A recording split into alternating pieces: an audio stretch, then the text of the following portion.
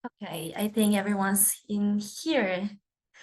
So let's begin the panels today then.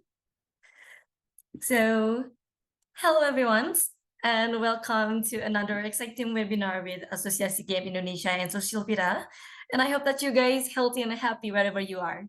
Today we're going to talk about interesting theme of the webinar, which is mastering publishing localization strategies for success in Indonesian markets.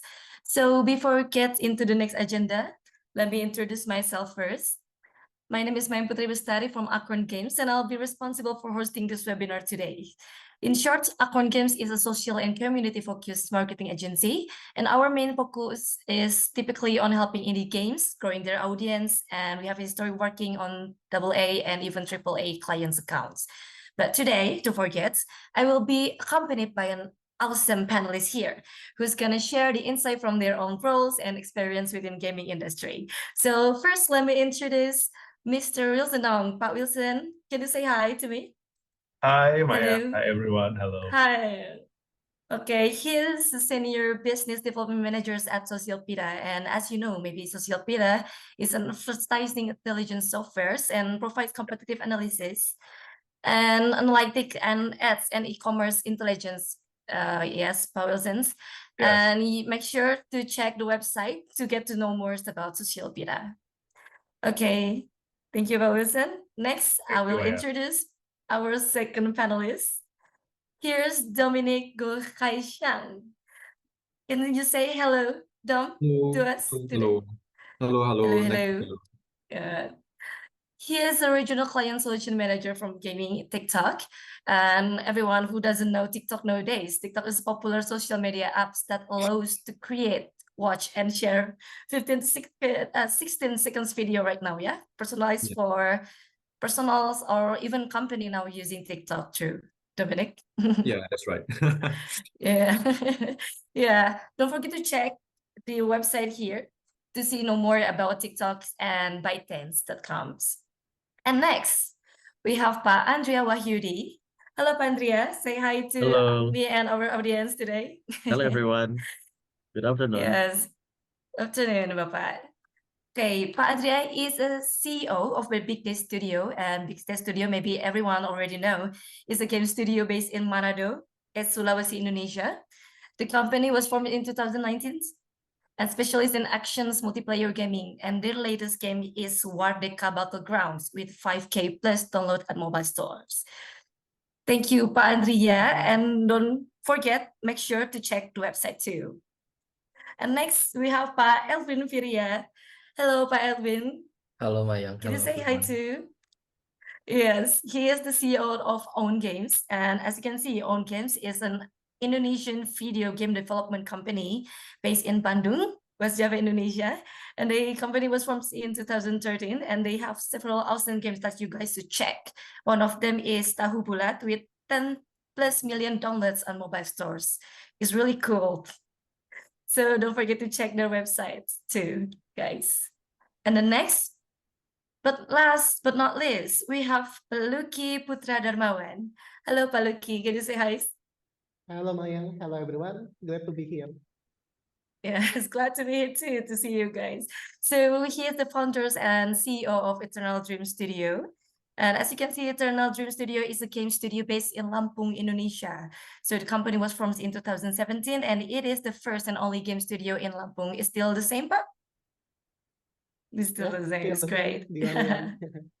The only one from Lampung. So one of the game that calls is Sunshines Over Us with 500K plus download at mobile stores. So everyone, don't forget and make sure to check all the link of the awesome company and of course, awesome panelists today.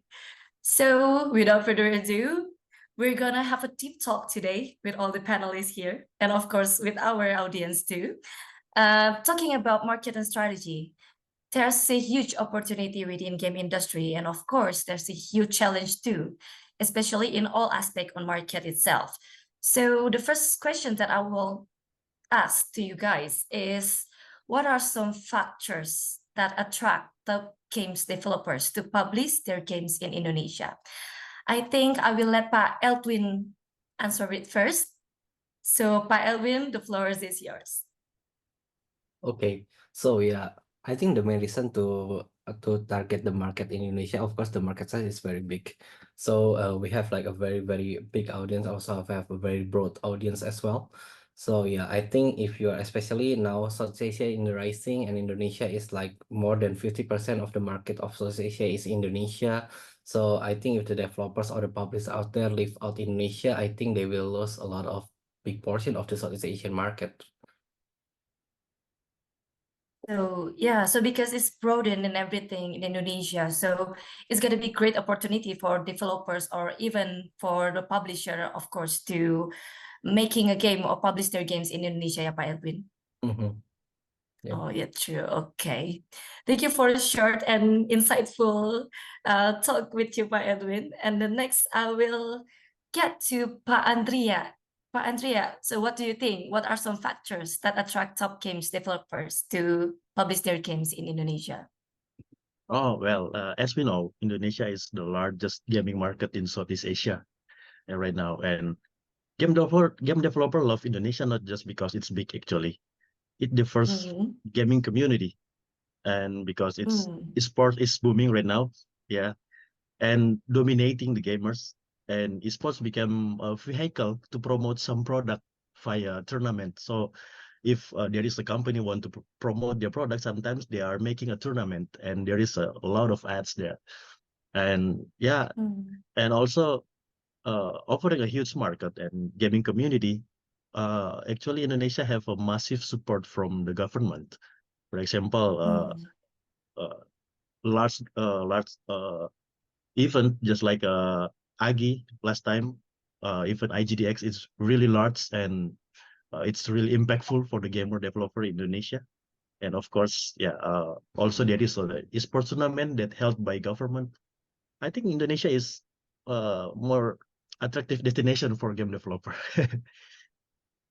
True. Yeah, because yeah, we've been supported by governments and everything. I think that's true, but it's a big and huge opportunity to developers or publishers to open up with making a game industry in Indonesia more growth.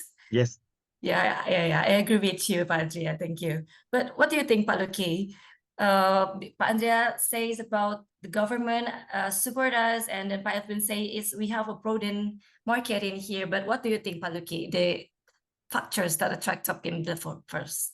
Yeah, I think that some factors are first, like, yes, massive population and youth demographic. I mean, like we have significant percentage of young generation nowadays, and they are hungry for entertainment, including video games. The second one is maybe for the mobile gaming itself. Mobile gaming is the dominant force in Indonesia right now. Like everyone play games in smartphone. Last time I was at airport and I saw everyone playing mobile games from teenager until the older one. I mean, like everyone can play games now, and it's kind of accessible in mobile. And the last maybe the digital payment adoption. I mean, like nowadays it's easier for us to do the digital payment to pay the internet purchase. Like we can use mobile wallet. Steam also have the done option, if I recall. When okay, it's easier for Indonesian to pay for the games, and yeah, this is the big chance for developers out there to publish their game in Indonesia, I think. Great. So talking about the payment and everything is more easier to do now. And yeah, of course, I agree with you with Pa Eldwin, Pa Andrea, and Pa Luki. Now, mobile games is actually really easy to play everywhere. And then yeah, you can watch some esport, and then you can watch any of tournaments in Indonesia is really big for now, right now. And I think that is the insight from the game developers or game studio. But what do you think, Pak Wilson, from your sides? Because we heard about it from the game developers and game studio. But what do you think about it, Pak Wilson? About the factors. So I would like to speak a little bit about the fact that, like Pak Alvin said, that Indonesia is the top 3 largest gaming market in terms of revenue, and rapid growth. And I've already done my research as well. That I got the data from Deloitte actually that the gaming market here in Indonesia reached about the revenue that reached the value is 420 million USD in 2022, and the average of growth is, it's almost like 10% growth, to be exact, like 9.5%. So resulting in a project market volume will be like 650 million USD by 2027. Like this one, the growth, like the value, can see on how big what the opportunity for gaming that get profit from Indonesian market. Well, back then, like the growth, we have pandemic before, right?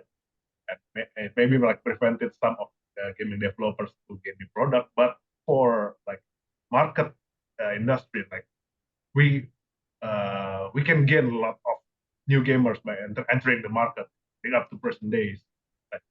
And a little bit that that 90% of Indonesians are aware of video games, and 50% of them, they are actually commercially engaged. They are even willing to spend about 90%, 90,000 rupiah on average on video games. So you can imagine how big the opportunities are. It surely will attract gaming developers to publish their games. Whoa, such a yeah, such a huge number, yeah, Pak. So yeah, gaming in Indonesia. So it started in 2022, 2020, yeah, when we're having a coronavirus and everything. Yeah, COVID, and then everyone's getting bored. So they're playing games more intensely, not only PC games, but of course mobile games too. I think I agree with you, Pavel. Well, everybody like from the changing side. from console and PC games to mobile. Yeah, so yeah, everyone, sometimes the gaming itself is changing from the PC and then getting to mobiles and everything, but we're talking about this with specific questions, so so just waiting after this. So next, thank you so much, Pavel, for your insight. Right. So next I will asking from Dominic, because you are the social platforms different than anyone here. So what do you think are some factors that attract top game developers, you think? Yeah, thank you so much, Mayang. So definitely a few things, right? So the first thing that from TikTok's point of view we see is just to echo my fellow panelists, definitely the sheer size of the gaming audience in Indonesia. Like this sheer size ensures that the developers or publishers can have a spectrum of interests that they can tap into, like from RPG to hyper casual. And then that we do see that like there's a good amount of conversions there as well. That's where the large size comes in. Secondly, like we can also see how engaged these gamers are. So for example, I read a recent data AI report that showed that Indonesians are spending the most time on the mobile phones in the world. And then combining that with TikTok, where we are seeing that Indonesians are also driving a lot of the views, comments, likes, and shares on TikTok gaming as compared to like other countries like US or Vietnam, that you can really tell that the gaming community in Indonesia is really engaged and really high quality users. So combining these two, we do see that advertisers can be certain that the games will be able to gain a certain level of traction in Indonesia. This is another point that I think that publishers will look for when they push their games to the Indonesian market as well. And then the next point that will be on the economic appeal. Combining the large amount of audience in Indonesia, you can be sure that like the CPMs and CPIs will be lower as compared to other markets, which make it an attractive place for publishers who are looking to maximize their ROI. And then furthermore, our internal research also shows that TikTok users in Indonesia are more willing to pay for games compared to non-TikTok users. So if you combine everything together, you get more bang for your buck if you test your games in Indonesia. And then we do recommend like our clients as well to try and publish try and promote the game in Indonesia as well. Yeah, so it's a combination of a lot of factors, like, but I think mainly the big size of the audience and also the economic appeal in Indonesia as well. What a great insight from TikTok, Dom. Thank you so much. So I think the opportunity itself, we can conclude is the first one is easy to have a game, even though it's busy, is mobiles and everything. So it's easier to access that for Indonesian peoples, and it attracts more publishers and developers sure to, of course, try to develop certain games in Indonesia. And I think it's gonna be connected with the next questions. So because we're talking about opportunity, there's a challenge too. So what are the key challenges when localizing a game for Indonesian markets in terms of language and then cultural preference and then gameplay adaptations? So I will ask this first to Pa Andria. So Pa Andria, what do you think are the key challenges when localizing a game for Indonesian markets? Okay. Uh, for me, there are three. Actually, first is language. Of course, we know we have Bahasa Indonesia, but we have 718 languages in whole Indonesia from Sabang to Merauke, and True. some of them are very different. Sometimes it's only a few kilometers, we have different language. That's why not just only different language, even though they are using Bahasa Indonesia, but still different accent. So that's pretty challenging. If we want to use accent in from Java and we're gonna sell the game in Sulawesi, it should be challenging, So not just only bahasa, but also it's the accent itself. Secondly is cultural preference. Now, actually, it's not just about localization, the language, but also it's about adapting the game to resonance the local audience and emotion, value, and cultural context. Yeah, that's the second challenge. And the last, gameplay adaptation. As game developer also consider gameplay adaptation to target Indonesian market. Like for instance, Indonesia has a large Muslim Indonesian market. So, for instance, Indonesia game that feature gambling or alcohol consumption may not well received, I think. So, it's some challenge. So, targeting Indonesia, like there is some challenge, but if we embrace how to solve the challenge, then we could go penetrate to Indonesian market. I think that's from me. Nice one, Jess. So yeah, so how to maintain all the difference between the language and then the other things to get into one product that can be approved by everyone. Yeah, it's really Yes, challenging. correct. Thank you so much, Pa Andrea, for your insights. you. I will next asking to Pa Eldwin first. Pa Eldwin, what do you think about key challenges when localizing a game from Indonesian markets? Okay, so I think for the question about localization will depend about how deep you should go on the localization depending on the kind of the games that you are developing with the kind of game that you want to publish. If the games are for targeted for the tier 1 users in Indonesia, I think even using English only is enough if you are only targeting big cities in Indonesia. But if you want to have like a very broad audience in Indonesia, I think Indonesian language is a must. And if you want to go even deeper, you can of course follow the suggestion from Pa Andrea to go to the very localized language, like maybe Sunda, maybe Javanese, maybe other languages in Indonesia. But it will be like a very localized in a very segmented market. So I'm not really sure if all game developers would like to do that. But I think if you want to have like a broad audience in Indonesia, Indonesian language is a must. And then about the cultural preferences, I think Indonesian market is also very diverse. I think they can also still accept like international culture and everything else, although with some limitation, maybe like something related to gambling and alcohol will be limited to some audiences.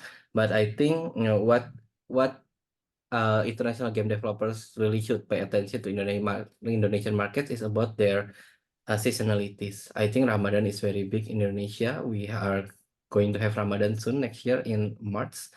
So I think having like a relevant event inside the game that will fit with the seasonalities in Indonesia will really help in launching the game and make it feel localized to Indonesian audience. So having a momentum, yeah, Pak Eldwin. So momentum in the event in Indonesia, such as Lebaran, Eid, or maybe I don't know about Christmas, maybe, or maybe Idul Adha and everything that's related to events. Yeah, to events in Indonesia. I think I agree with you. It's kind of be important to challenges the localizing of the game of Indonesia markets. Thank you, Pak Eldwin, for your insightful answers. Okay, next I will ask Pak Luki. So, Pak Luki, what are the key challenges do you think for localizing a game for Indonesia markets?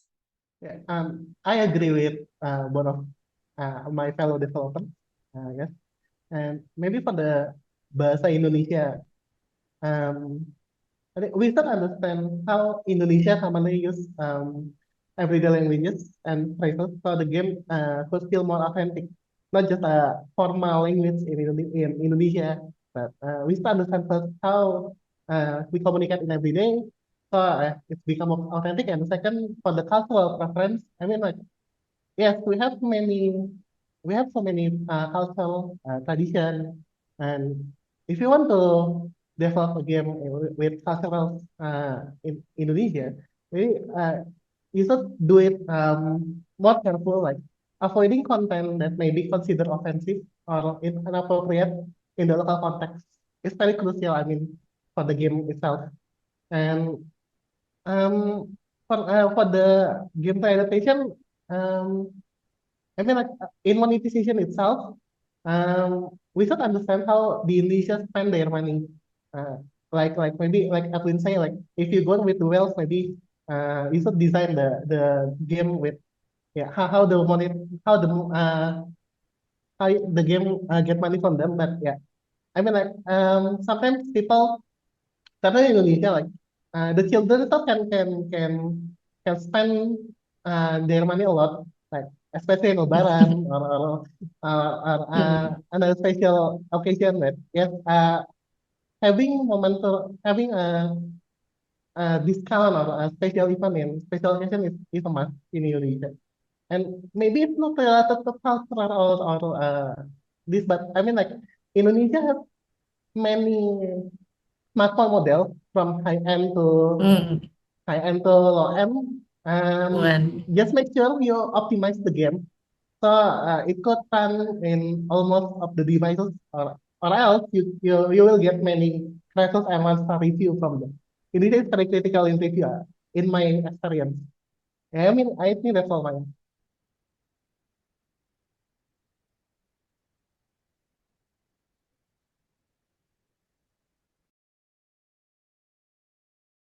Okay, so it's not only about localizations, but only to see opportunity and key challenges in the development itself is having a momentum and then having,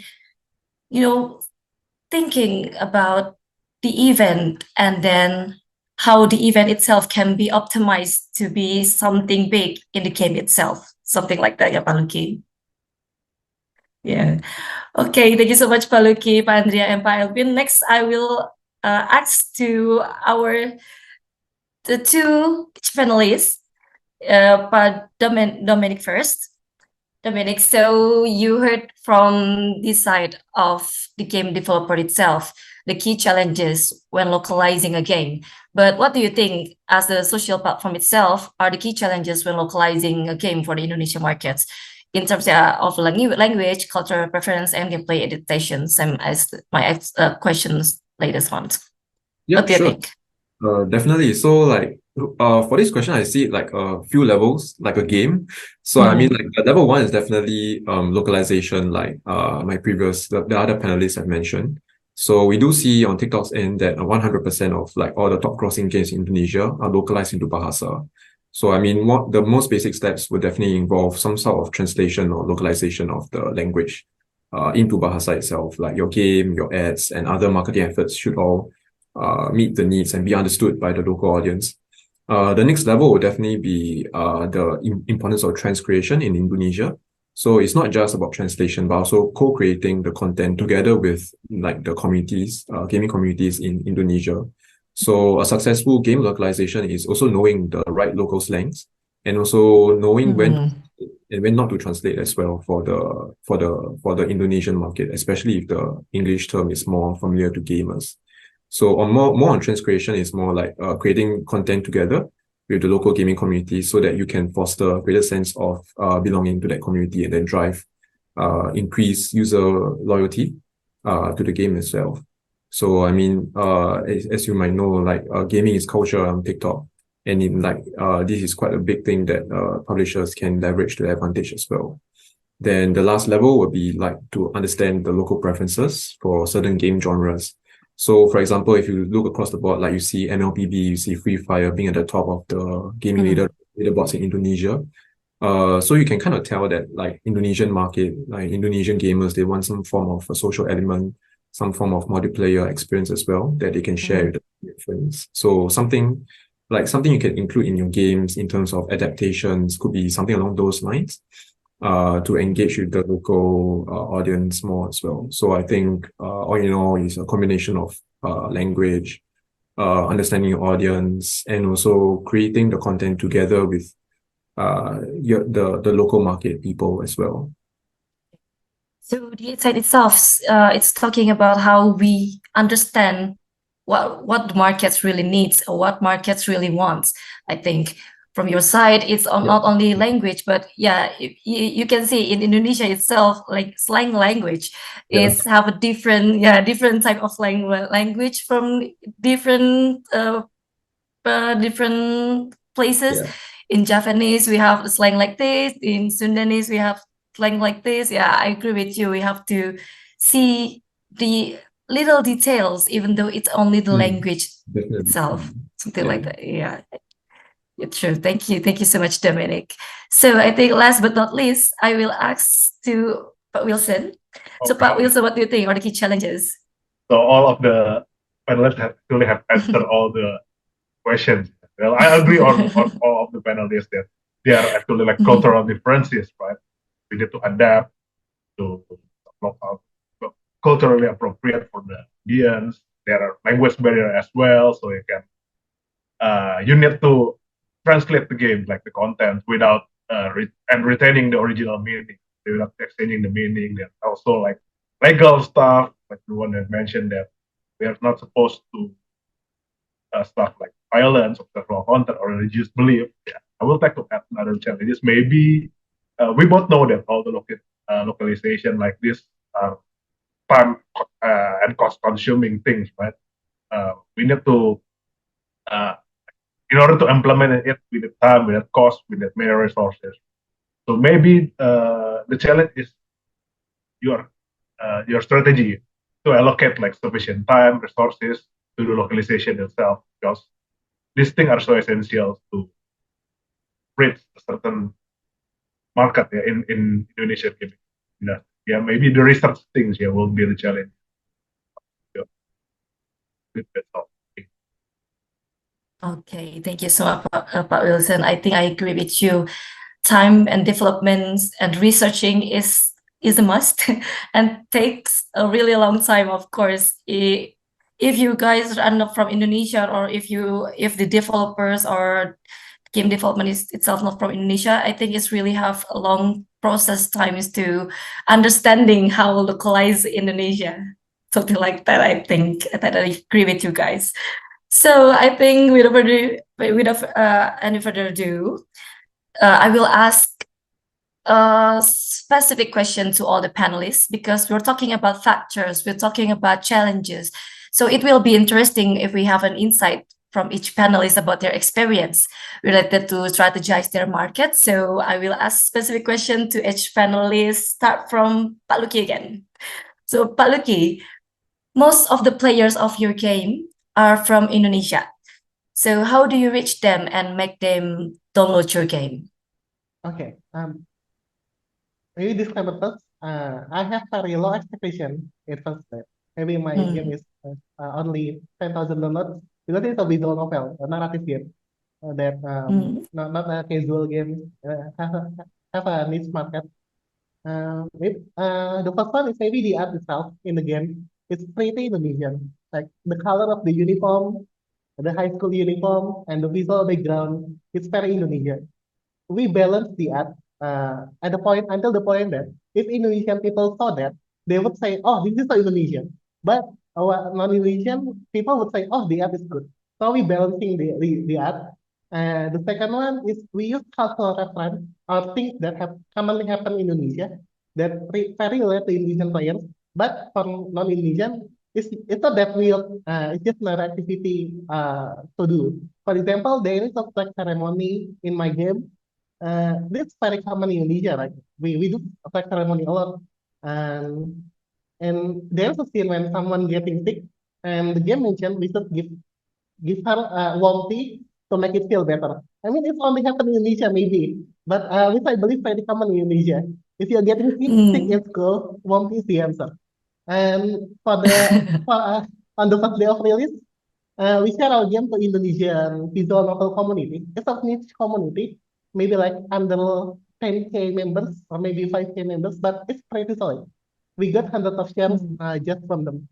And we have Indonesian language in this game with relatable slang and phrases that we use. So it was not very formal. So on top of these factors, we got many downloads in our website.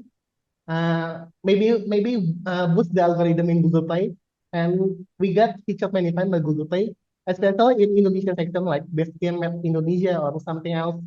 So from that we got more than 500,000 downloads without marketing cost at all. Oh, so from the community, apa ya? Yes. Community, and then you shoot the opportunity to using an event and social things that happen in Indonesia. So it's the one that's it really attract your games right now, Paluki. Yeah, I think that. Okay, thank you so much, Paluki. It's great insight from your game. I hope your games can be shared with me too. I will play your game too. Next to Pa Andria. Pa Andria, I will ask you a specific questions about your game. So, as a game studio itself that has chosen to release online game, so what are the underlying considerations behind these decisions? Given that are not many Indonesian developers focusing on online games, ya, Pak, ya? So, how does BigDade Studio perceive the opportunities and challenges in meeting the local markets need with online games? Okay, as a game studio, we choose to focus on online game because we see big change happening in how Indonesian enjoy games. Notably, the exponential growth of esports has become pivotal factor in shaping our strategic direction. But online games are not just something people play alone, but they become social currency right now for friends to hang out. So it become just like Indonesian tradition. So it merging with, we have tradition like we call it nongkrong. Basically, nongkrong is sitting, talking. Generally, in New York Times, they say it doing nothing as long we are with friends. Actually, but right now it's shifting from doing nothing to playing something like gaming, and it's everywhere in coffee shops. If you see a bunch of a group of teenagers, they are not talking. Sometimes they are playing games together. That's the shifting from doing nothing to playing something. We understand that nongkrong is a big part of young people lives here. Online games are not just for fun. They become a way for friends to connect and spend time together. Our friends are designed to, our games are designed to be a space where Indonesian can come together, share experience, and not just a game, but they could build friendship. Also, many gamers right now dream to become esports hero, right? And we want to support those dreams. Our online game are not just for playing, but also for those who want to compete in a high level in esports. We see ourselves right now not just a game developer, but as a supporter for the dream of the next generation of esports champions. In short, right now we focus on game not just because they are popular, but we want to be part of the culture by combining the esports, the tradition of nongkrong that's shifting, and the dreams of gamers. BigDade Studio right now, we aim to be positive force in lively gaming community in Indonesia. Lastly, collaborate with Indonesian local publisher. So let us for now we collaborate with Maja Mojo. They are really full support with publishing and make sure game delivers successfully. And right now we so satisfied with collaboration. I think that's from me. Thank you. Thank you so much, Pak Andria. So yeah, when you see people are hanging out, if I are nongkrong, hanging out, yeah, nowadays hanging out, the adult itself playing a game everywhere, and you can see in the coffee shop and then sometimes in the malls and everything, they just sat down and then playing a game. So I agree with you, Pak Andria. Yeah. So everyone's gonna be having an opportunity here on mobile games, especially right now, because you guys already development the game from the mobile games itself, and I see the opportunity that you purchase is actually successful, Pat. Thank you so much, Pat. Okay. We'll ask to Wilson. So, Pak Wilson, when it comes to marketing and promoting games, it is crucial to adapt and localize our ads creatively and then effectively to resonate with the Indonesian audience and cultures. And how can you achieve this successfully, you think? Okay, so this one is actually like important to do localization, not only not the games but the ads itself. So you need to know your target audience first, demographic things, age, gender. By doing that kind of thing, you will be able to know what interests them, what kind of game that is, or or you maybe need marketing tools, for example, like SocialPeta, provide important insight about audience, their location, interest, and furthermore, you are able to get a big player that have been doing marketing successfully in this area, and you will get insight on how they approach the customers, what kind of creative made that have a good impression and welcome by the communities there in the market. You will get to know on their strategy, on what platforms they do promotion, what and when they do the marketing campaign. By looking at the insight like this, you can actually copy their ideas and implement it yours. So by maximizing your strategy and research, it will lead to higher conversion. So the key is actually like research and proper time. Then you will get higher conversion by. I think that's all. Sorry, I have a technical issue. Okay, so is it me that Sorry. or So I heard last time that I heard is about research. research? Yeah, well, Yeah, but was yeah. well, Sorry. I'm talking about research overall. Yeah, well, the key for me is like maximizing the strategies so you can generate more conversion. That the proper insight, proper research is really the key of doing the thing. Like, I might as well explain about research and by using marketing tools to copy ideas from editors, then looking at the advertisement that good impressions of the market. So yeah, so optimizing all the market sites, optimizing all the market sites, and then doing a research and development itself to make sure that your game is good, to make sure that your game is fit with the market itself, yeah, Pak Wilson. So it's gonna be an important things for the game developers or game publishers right now for the Indonesian markets. Exactly. Yeah, exactly. Thank you so much, Pak Wilson. So it's a great insight from the marketing side. So next, I will asking the last but not least. No, we still have two panelists here. So I will ask Pak Eldwin first before we got to Dominic. So Pak Eldwin, as the CEO of the own games itself, the own games, your most downloaded games are very localized to Indonesian markets. So do you have any significant challenges in developing games that are suitable for Indonesian audience, but can also be relevant to with a global audience too? Yep. Okay. So our first most viral games in Indonesia is called Tahu Bulat. It is in English is called Turon Tofu. So back then in 2016 the game became viral and we can get like almost like 2 million downloads in within just like 1 week, I guess, organically in Indonesia. And then at some point, we think that we should also try to bring this game globally as well. That's why we try to translate the game into English. And into some part of the region, we changed the game name into Rontofu. But actually, at the same time, we get some backlash from the Indonesian market saying that Rontofu is not similar with tahu bulat. So even they complain that tofu and tahu is not a similar thing and everything like that, and in fact our rating as well. So at some point we decide to make another version of the game and we change the theme completely to coffee theme. The game is called Own Coffee Shop and it's actually become have a good market in international market like in Brazil and other region as well. So learning from that experience, we think that making a new games for the Indonesian market, we still need to have some thought about the global market as well.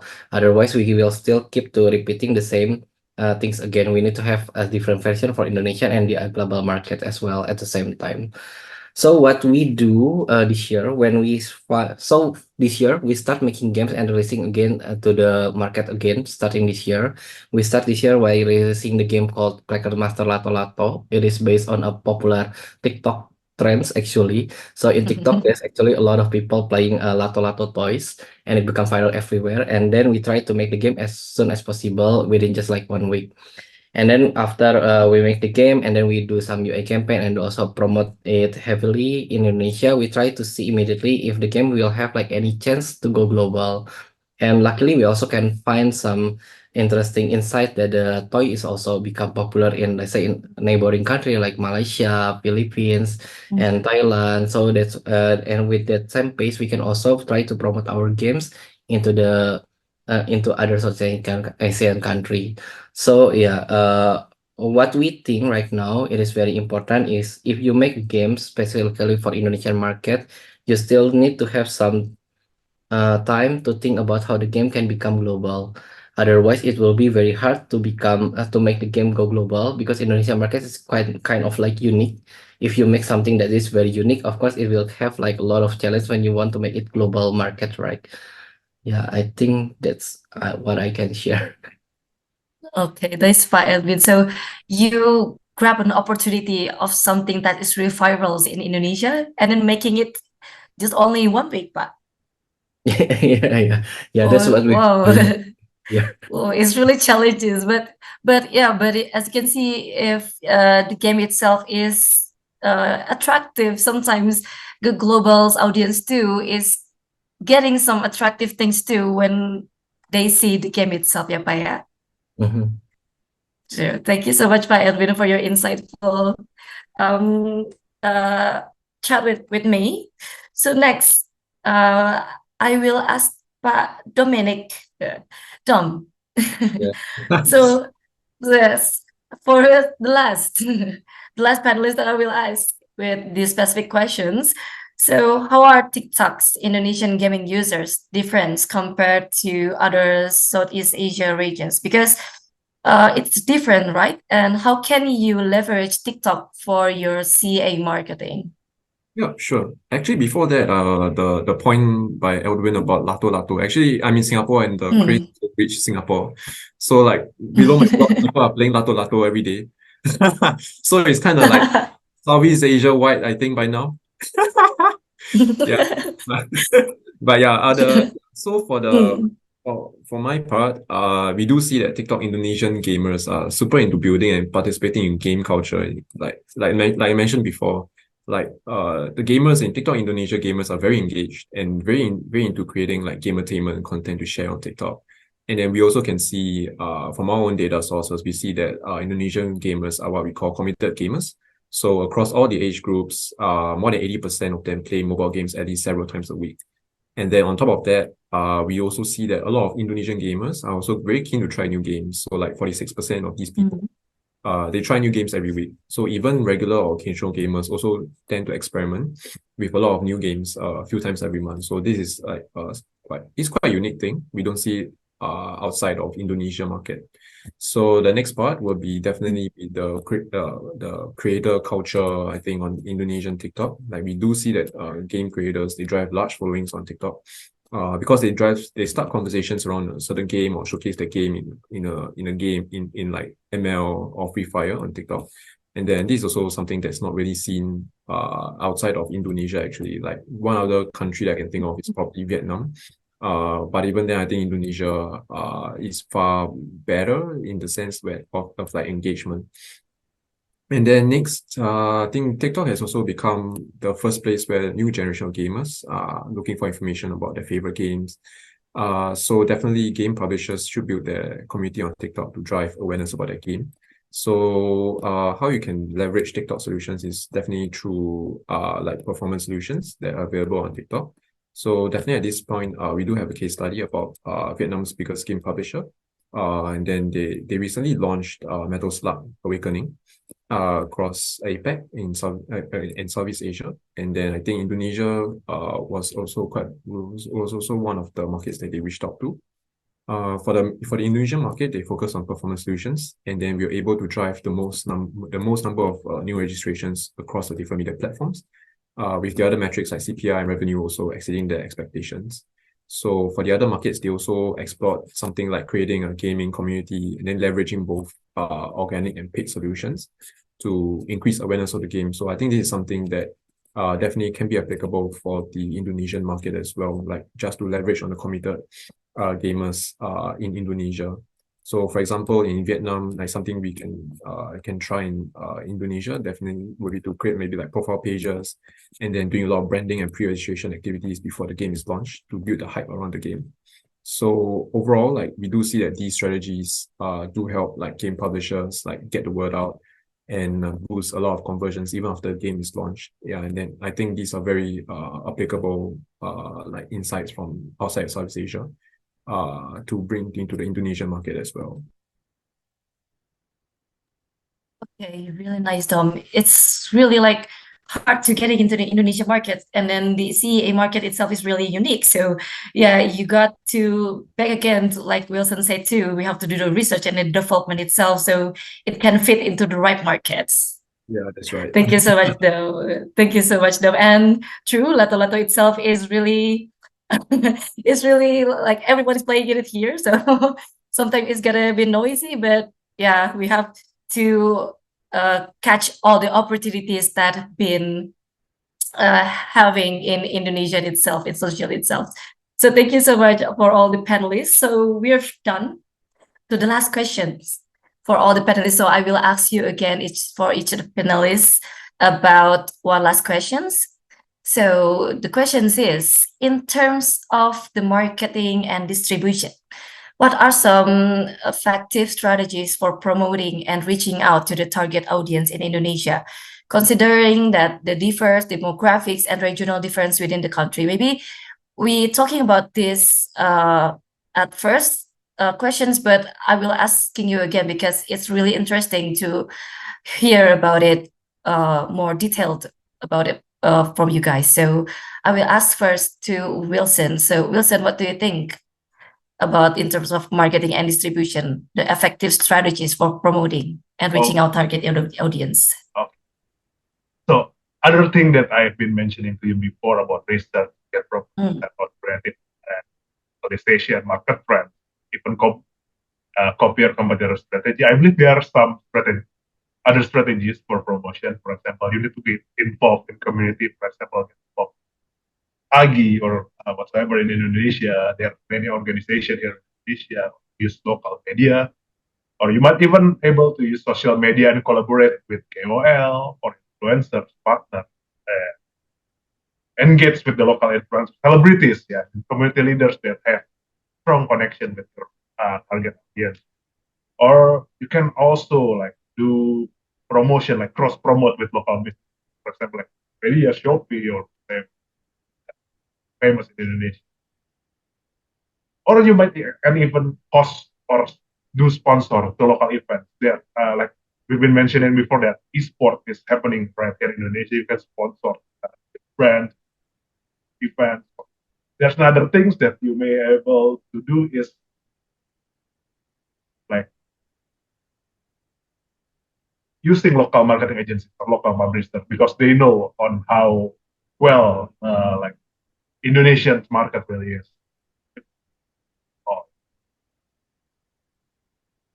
Okay, thank you so much, Wilson. I will next questions to other panelists. So I will ask Pak Eldwin again. So Pak Eldwin, in terms of marketing and distributions, what are some effective strategies do you think for reaching out to target market in Indonesia? Yep, I think Pak Wilson have covered the most, but I think the key point is to have something that is very relevant. I mean, when we make the Tahu Bulat games and also Lato Lato and also the other game, Tipex Trondol, everything else, the one thing that so this year we finally get back again to become the most downloaded game Indonesian game company in Indonesia.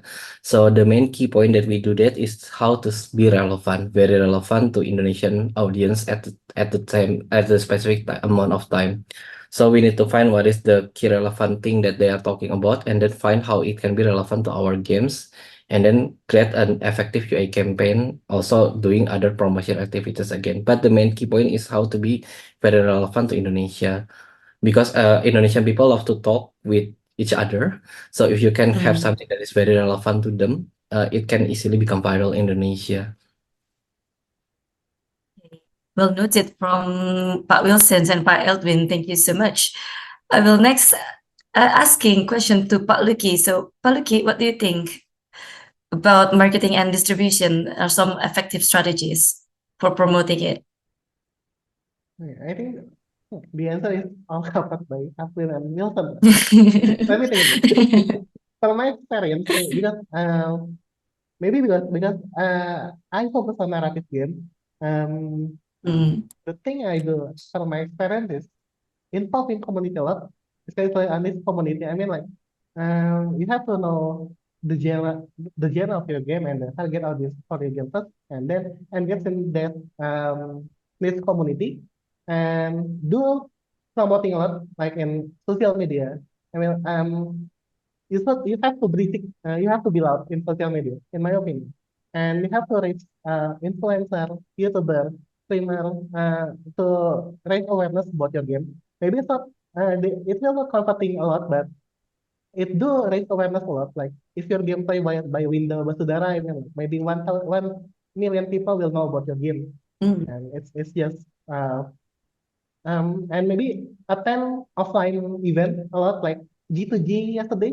I mean, it's a B2C, it's a B2C event, like it's where your game is played by your target audience, and it's time for you to what is it? To raise awareness about your game and convert them in space if you can. But, yeah. Yeah, maybe that's my answer. Okay, thank you so much, Paluki. So focusing on narrative games, so you have to communicate it with community too, yeah, from your sides. Okay, next I will ask Kay to Dominic. So Dom, what do you think? Yeah, so definitely I'll just break it down into two parts for this question. So the first part is on strategy. So on actually something that's not very utilized much, I think, in Southeast Asia, or especially in Indonesia, is the brand performance solutions that we have on TikTok. So like the name suggests, it's a powerful synergy between branding and performance advertisements that we've tried in like Vietnam market, and is very effective. So for example, like VTC Mobile, which is a major player in the Vietnam gaming industry, they tried it for the new game launch. So what they did was, before the launch, they did a lot of branding, they did a lot of pre-registration campaigns, and then after the launch period, they capitalized on the user interest generated by the branding activities, and then push them towards like doing conversions or doing performance or retargeting campaigns. So after that, they realized that there was a 1.8% increase in reach rate and 2.1 increase in the converted user rate, combining both branding and performance solutions. So I think that's something that's definitely a solution that I think publishers can look into to leverage on for the Indonesian market as well, as you can engage the gamers right from the start of the game launch through like branding activities and guide them down the marketing funnel. And then the next part will be on creatives. So definitely on TikTok, we see that there are 4 main types of content that demonstrated significant success across the Southeast Asian market. So for example, like gaming announcements, personality-based content, behind the scenes glimpses, and gameplay highlights. So crafting content along these creative directions will enable publishers to connect with the audience, with the diverse audience in Indonesia, like authentically, and place the game at the forefront of attention. So I think something to note is definitely you have to make your game at the front and center and use the creatives to tell a story. So, but there's also no need to overcomplicate things. So like sometimes a simple play of like Gatot pulling off his out and stunning 5-man team on ML would sometimes do better than some other higher quality clips, as it can resonate better with the players as well. So definitely we can see that gaming has become a cultural phenomenon, especially for gaming Indonesia on TikTok. Yeah, so this is something that in combining both like brand-formant solutions and creative solutions, you'll be able to get the best of both worlds in terms of organic and paid marketing for maximum reach. Yeah. Okay, thank you so much, Dom. So the 2 points that I will highlight is strategics and creative things. The strategics one is branding solution and performing solutions, yeah? And then the other one is creative, like how do you make something or make a content in TikTok itself, such as gaming announcements, behind the scenes, or gameplay highlights. Yeah. Okay, noted then. So the last but not least, Pak Andria. So Pak Andria, what do you think, Pak?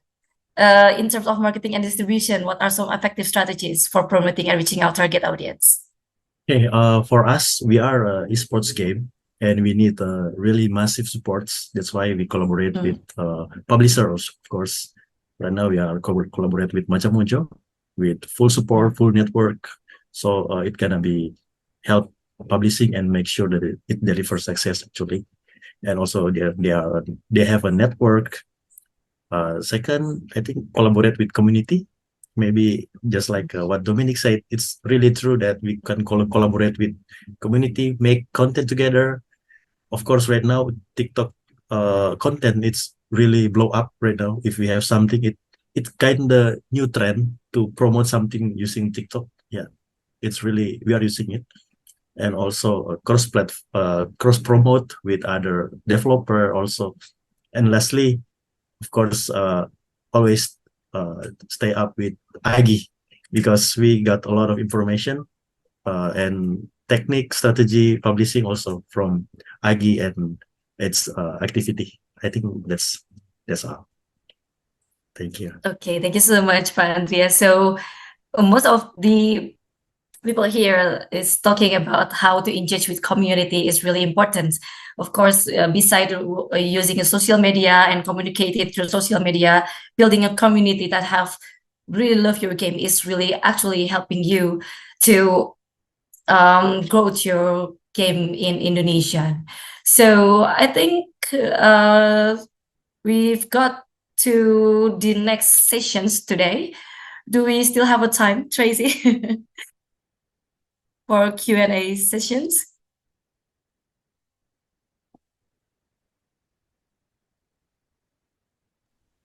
Okay. Okay, we will ask the questions now from the audience. So the first questions is from Rudy Indrawanto. I'm developing premium games, not free to play. Do publishers and marketers have any say in this regarding Indonesian markets? And how a publisher or marketers can help in publishing those kind of game for Indonesian peoples? So I think it should be answered by all the developers, I think, yeah.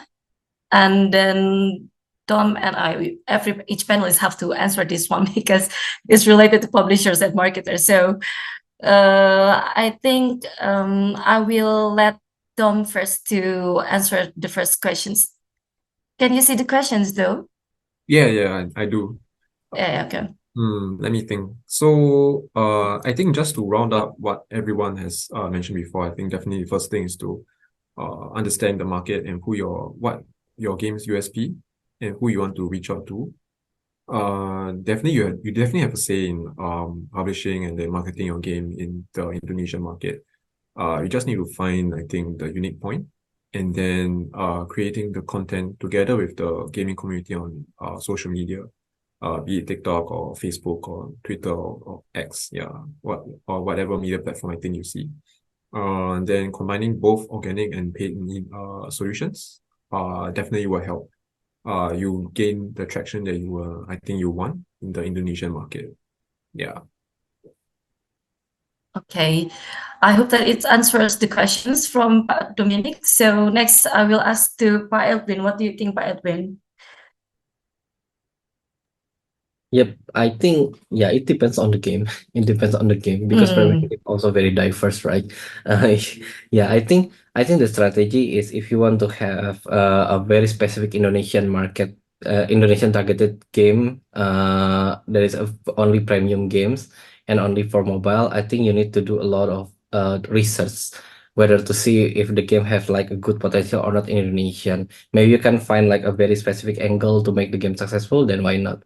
But otherwise, yeah, I think you need to have a very, very good strategy before you do that. okay, thank you so much, Pak Eldwin. And then I will next goes to Pak Lucky. Maybe Pak Lucky. Yeah, I do develop premium games maybe. Mm, From my experience, yeah, I agree. It depends on the game first.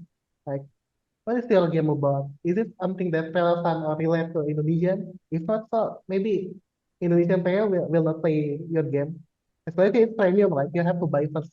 And if your game has a relevance or a relate issue that thing in Indonesian market, maybe the player will go into it. I mean, like for example, like the stuff for the Unbound, it's Indonesian. I mean, maybe mm, there are many people play Coffee Talk Indonesia because it's for global market. It depends on the game. And oh, maybe another thing like the market in I mean like the market for premium game in Indonesia is interesting, is in my opinion, because like the G2G event back there, there are there are a lot of people that have Steam already, Steam account, and they in their mobile phone. So for the premium game market inside Indonesia, I mean it's interesting, and you can have a go in there. Yeah, yeah, that's my answer. Yeah. okay, thank you so much, Pak Lucky. And next, I will ask to Pa Wilson first. Pa Wilson, what do you think about developing premium games? And have any idea about it? Yep, just like the other mentioned, that all depends on the category itself, like premium games, and about how publishers and marketers help publishing kind of games. Publisher and marketers, they are like professional in this kind of area. They have like people do a lot of research. Research about this. They know when to promote this kind of category game. They know when what kind of platform works for games. Yeah, they will surely help you like doing promotion like pet ads, collaboration. They will surely can be help. Even there's not premium game, there's market. And you just need to know a good strategy for touring. Yeah, then thank you, Pak Wilson. So good strategy. And then understanding your markets is the point that's really important, yeah?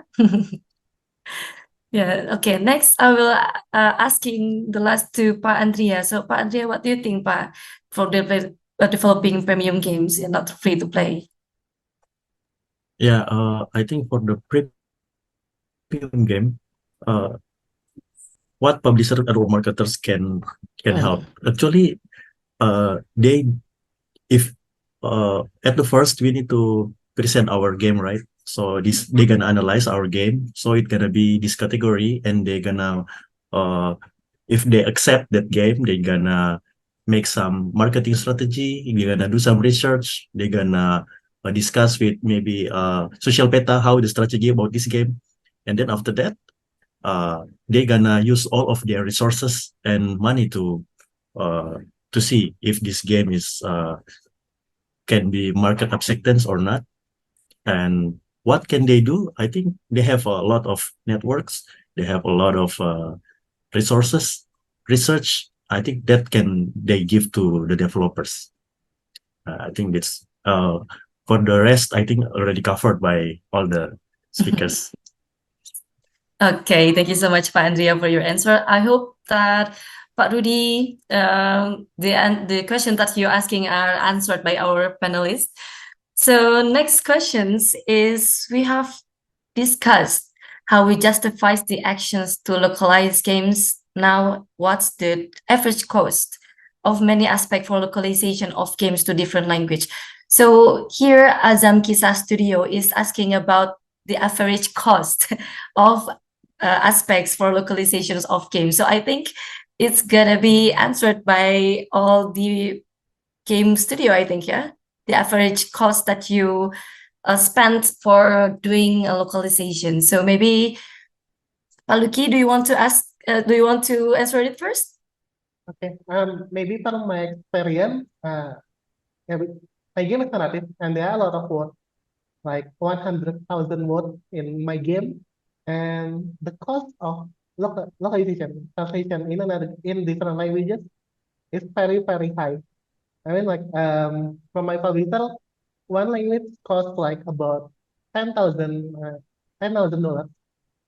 So if you want to go to five language, yeah, yes, uh, uh, just five times like $50,000 maybe for the language itself. So if you doing narrative game, just be careful with the words and do your research about which language that you will aim, because it really matters on the cost. So it's around 3,000, Sipaya. 10,000 in my experience. 10,000. Yes. In your experience, it's 10,000. Okay, it costs a lot, but I think it's worth it, yeah, Pak Lucky. Yes.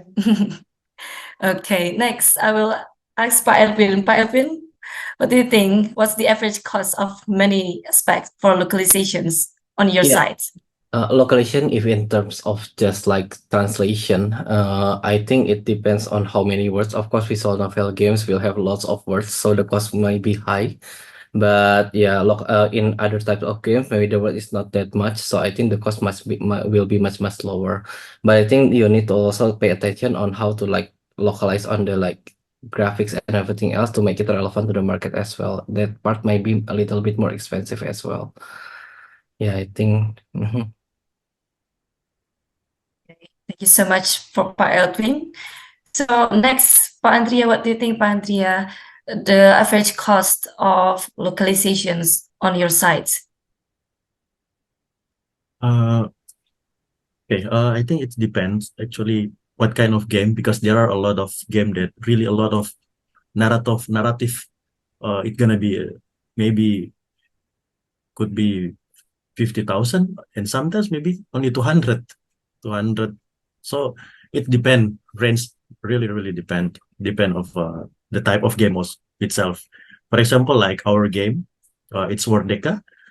We have about more than 600 screen. It's screen, not the text. So, and also every character have their own voices. So depend. So from 200 to 50,000, I think. Ooh, still, yeah, it's a lot of cost, yeah, Pak, yeah. So I think that's the two questions. I think we have the last question that will be answered by our panelists. So thanks so much. I hope that Azam Kisah Studio questions been answered by our panelists. So for the last question is for George Smith. So we know mobile is a huge part of the market in Indonesia, but in terms of focus, does it make sense to target a specific platform such as Apple or Android? And what challenges or roadblocks do these platforms holders create?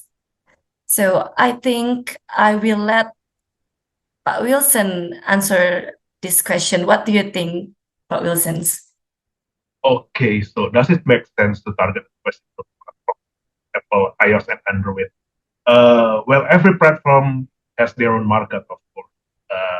And well, me as SocialPeta, with our features, we can like generate like creative based on, and we got filter based on operating system as well. So if you would like to see like creative, we are like focusing on operating system as well, so iOS or Android. So I think both important for you to target specific platforms both are important. So if you would like to get insight on what creative do advertiser make Apple and creative Android, we can like provide you all. But they do like differentiate creative for Android and iOS for marketing and campaign. So it really makes sense to target specific platform, yeah, Pak Wilson. So it's really important to know what market you are and then what games that you made and then specific platform that's really fit with your games. Yeah. Okay. But, well, I would like to like Thank you so much. ask about George more. If they only like target Apple, like iOS operating system, there he will like lose opportunity to promote on Android, right? So it will be better for him. Okay, I agree with you, Paulus, and thank you so much for your insight for the last questions. I hope that George is been the question is been answered by our panelists. I think because we have a limited time right now, I hope that everyone's here that been attending is having a blast. And finally, we meet the end of the webinar. And I would like to say thank you so much for all the speakers who accompany me here. Pak Wilson, Dominic, and then Pak Lucky, Pak Andria, Pak Eldwin, thank you so much for answering all the questions. And of course, have a deep talk with me today and with the audience. It was a pleasure to have you with us. So this concludes the webinar. And thank you all for the attending. We hope you have learned and enjoyed this webinar today. And one last say from me is don't forget to always happy and playing your games, and check all our awesome Agi and all panelists website and social platforms. And I'll see you in the next webinar with Asosiasi Game Indonesia and SocialPeta. Thank you, everyone. Thank you so much, all the panelists. Thank you. Have a great day. Thank you. Have a great day. Thank you, everyone. Thank Have a you. nice day, everyone.